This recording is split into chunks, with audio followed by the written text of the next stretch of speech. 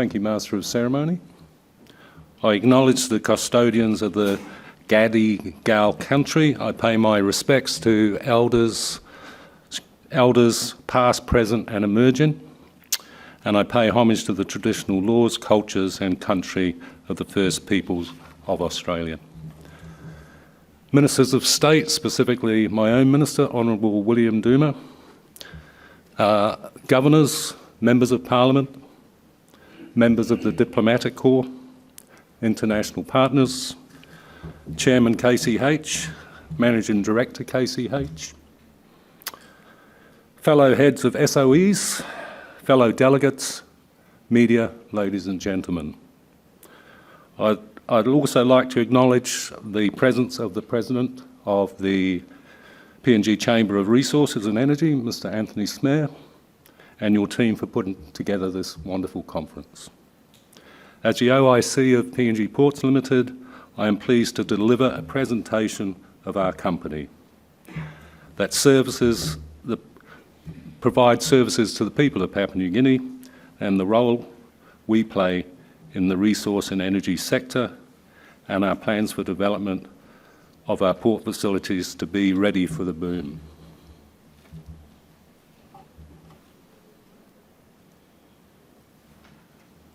I haven't figured it out. Right. One too many. Okay. PNG Ports operates 15 ports around Papua New Guinea, and on what the professor was saying, 80% of those are operated as CSO ports. For this year alone, we budgeted 32 million kina to support those non-profitable ports. It's a big endeavour, but it's for the benefit of people of Papua New Guinea. We have a total of 477 staff across our network of ports. We are committed to promoting gender equality and social inclusion. A total of 21 female staff hold in leadership roles in the company. PNG PCL strives to ensure a safe, secure and inclusive work environment across our network of ports.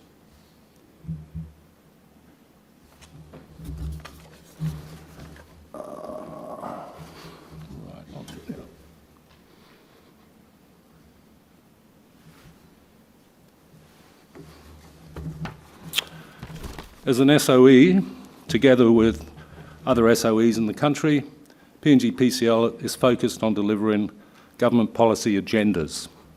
We are determined to realise the objectives set out in PNG Vision 2050, Pillar 3, Institutional Development and Service Delivery, and align our work and corporate plans with government policies such as Connect PNG. In line with the SOE reform program undertaken by KCH, a 30-year master plan was developed to outline the path for future growth and the level of investment required over that 30-year period to make it ready to meet the demand in the maritime trade. In saying this, we acknowledge that our investments in port redevelopment projects must be environmentally conscious.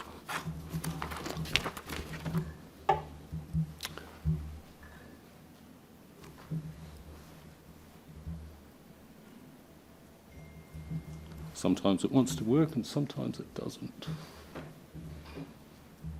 Okay, we have a total asset value as of March 2023 of 2.5 billion kina, or about Australian 1 billion. After the rollout of the Australian infrastructure funding for the Pacific, the Agents Franchise Development, the French development people, and the European Investment Bank funded projects are completed, the total asset base will be circa 3 billion kina, or 1.4 billion Australian.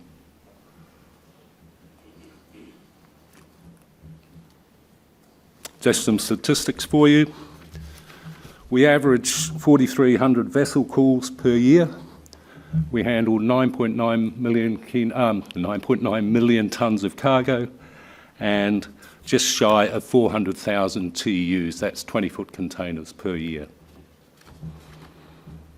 Now here's an interesting one for you. We compared our financial performance with ports in New Zealand. We compared them against New Zealand ports because the information is freely available. As you can see, our return on assets and return on equity is higher than every one of those ports. So we're not doing too bad, and they don't have any CSO ports to worry about either.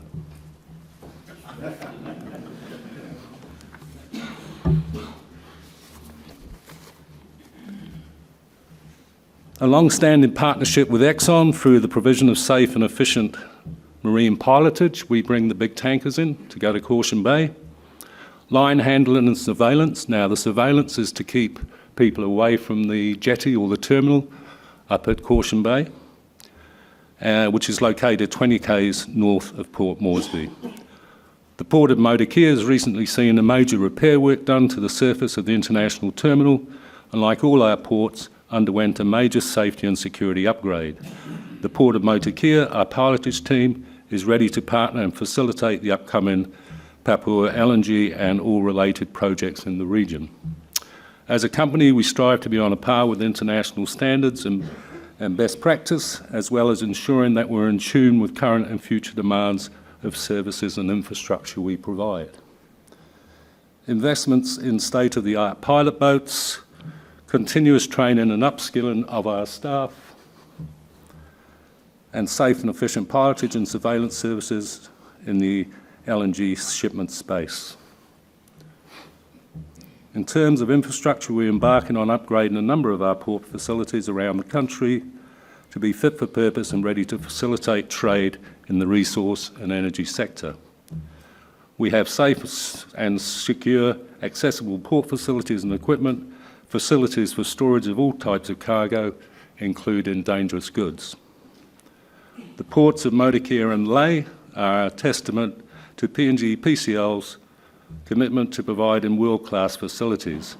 Work on the Lae Tidal Basin continues with the aim of developing the area into an industrial hub ready for the boom in the energy and resource sector.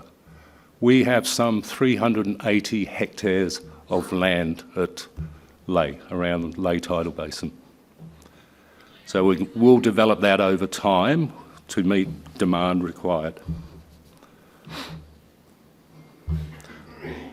As mentioned earlier, we are committed to delivering on government agenda. The Port of Lae and Lae Tidal Basin is ready to be developed as a special economic zone in the country and ready to meet the demands of the activities in the Porgera and upcoming Wathwi Golpu.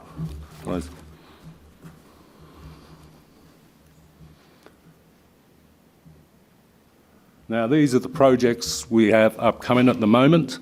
As mentioned, this is with funding from AIFF, DFAT, and the AFD, the French development. I'll give you some time to digest that.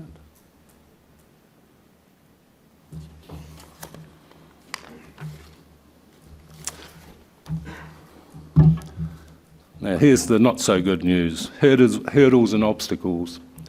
When we went out to the Australian government and sought that initial funding, we had an idea of how much each port would cost to bring it back up to scratch.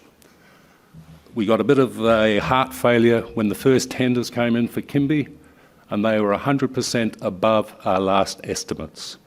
So this has necessitated going back and rescoping every one of the port projects and redesigning it to try and get it closer into that original budget.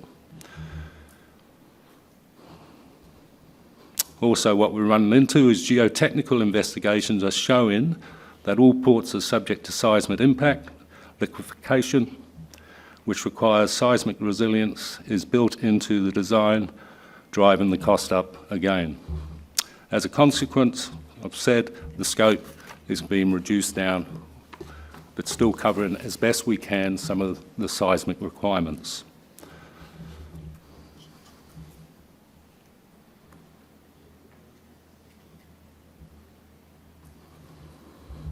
In line with the Marape Rosso government's focus on ensuring investments are environmentally conscious, we are looking at Daru Port to potentially become pilot project for our green and sustainable port.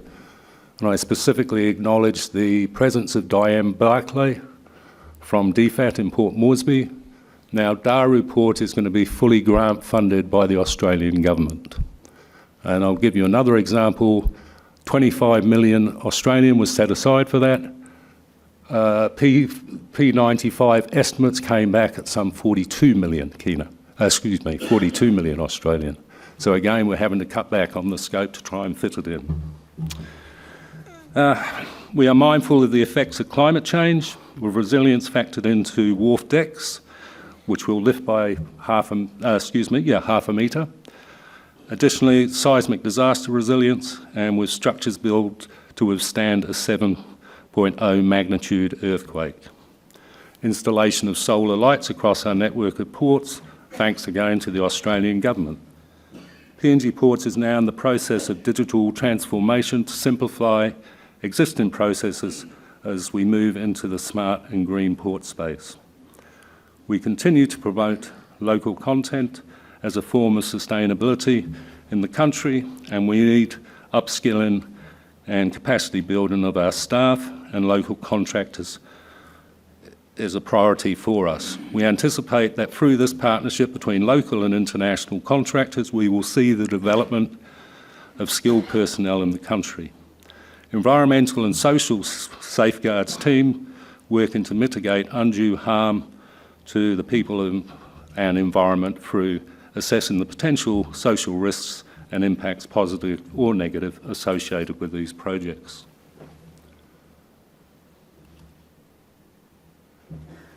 Something I'll just add in there, we have 477 staff, out of which you have 2 expats in management and 3 expats Fijians in pilotage. Our company is 99% Papua New Guinean run.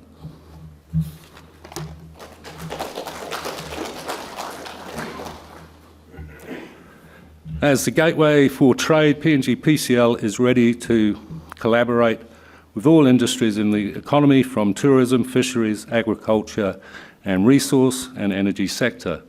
Our investments to our people and the infrastructure is a priority as we work towards expanding in business and of diversifying our financial streams to further contribute to the economic growth of Papua New Guinea. We are in tune with current opportunities in the maritime port sector, and we are ready to collaborate further with our stakeholders to meet the current and future demands as we embark on the major port infrastructure developments that are set to propel PNG PCL on the transshipment hub of the Pacific region. I thank you very much for your attention.